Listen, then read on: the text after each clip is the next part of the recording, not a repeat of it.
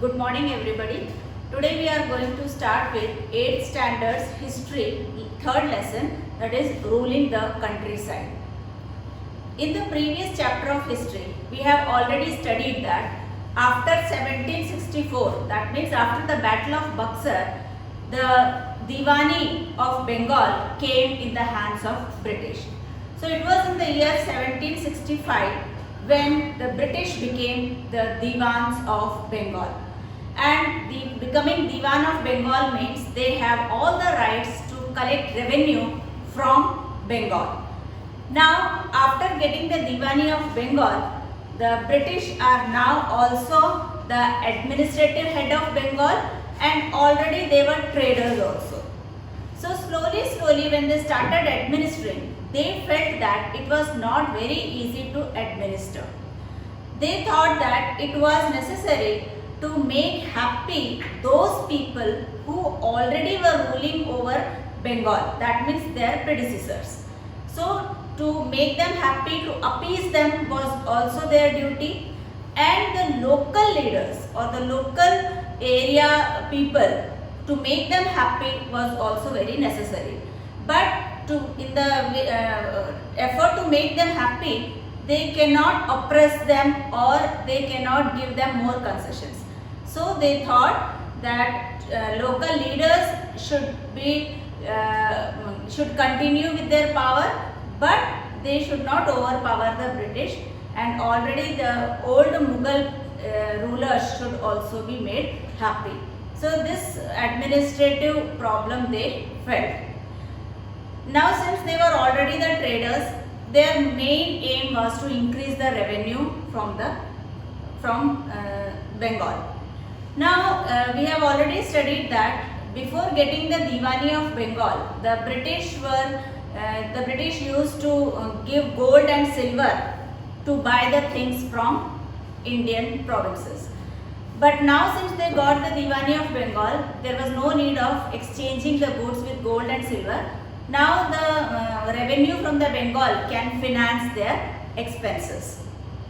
Now because they wanted more and more revenue, so more and more taxes were increased, and to get more revenue, they tried all the methods to get more revenue from Bengal. Now this created a deep problem for the people of Bengal. The increased revenue had a negative effect on the artisans and on the peasants also. The artisans lost their jobs because there was nobody to buy their things, and even if they produced something, they were forced to sell it to the British in low prices. So the artisans left their job and they left the village also. That means they left Bengal. So Bengal villages became deserted, artisans left.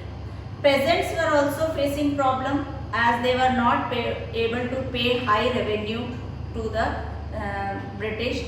So they were also in trouble. During that time only, a famine occurred in Bengal. That was in the year 1770, and in this famine 10 million people were killed. So after all these negative happenings in Bengal, the British decided that the situation can be improved only if they improve the agriculture or if they invest more in land. So from now onwards, they decided to form new policies to increase agricultural production and to have improvement in the land. So let us see, to improve the agriculture, what were the steps taken by the British.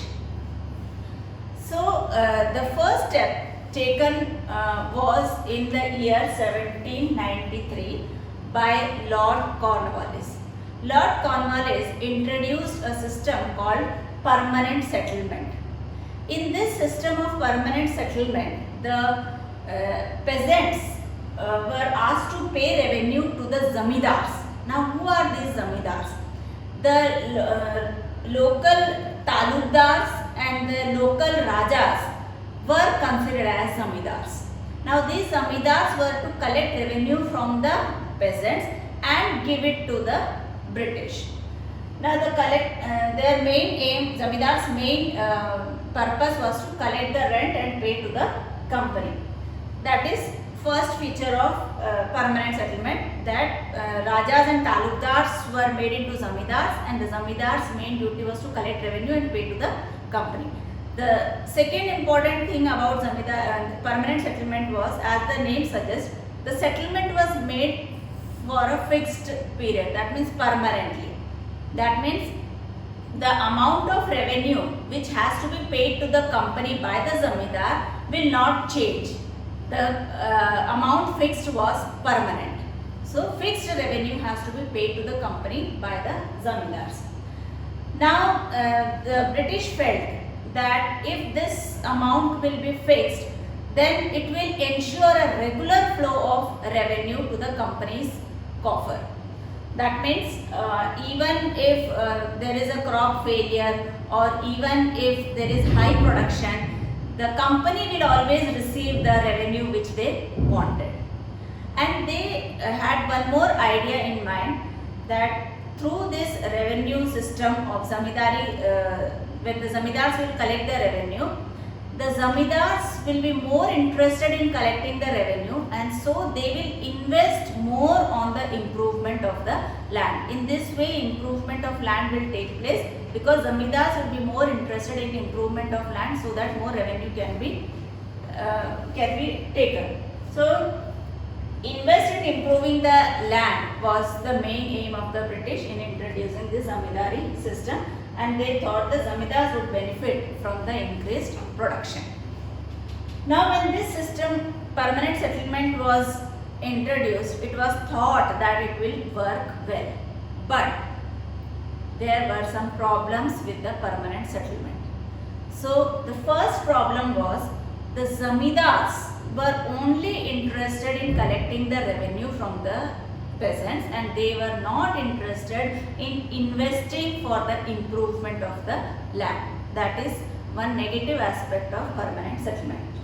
Secondly, sometimes the Zamindars had to pay the revenue to the British, which they are not able to collect from the peasants, because the revenue which was fixed was so high that sometimes the Zamindars were not able to pay that revenue to the British, and in that case they will lose their Zamindari. That means if a Zamindar is not able to pay the required amount to the British will remove him from that post of Zamindar, and then that Zamindar's post will be auctioned, and any other person who is ready to give that much amount to the British, he will be made the new Zamindar. So in this way, due to high revenue demand, many of the Zamindars lost their Zamindari, and such Zamindaris were sold off to some other Rajas or Talukdars. Now this was during the initial year of the permanent settlement. After a few years, slowly the production increased, and the Zamindars did not face that problem which they were facing in the earlier period. Now when the revenue increased, production increased, and more revenue was collected by the Zamindars, even then the Zamindars were not interested to invest in the improvement of land. And even when the Zamindars got more revenue, there was no benefit for the company, because company cannot increase the revenue from the Zamindars because it was already fixed. So when they saw that more income is generated by the Zamindars, they were unhappy because they cannot take that much money from the Zamindars. So this is all the problems faced by the Zamindars and the company. Now what was the problem faced by the peasants? Were the peasants happy under this permanent settlement? No, not at all. The peasants were also not happy, because the revenue which the peasants had to pay to the Zamindar was also very high, and many times they were not able to pay the revenue which the Zamindars demanded.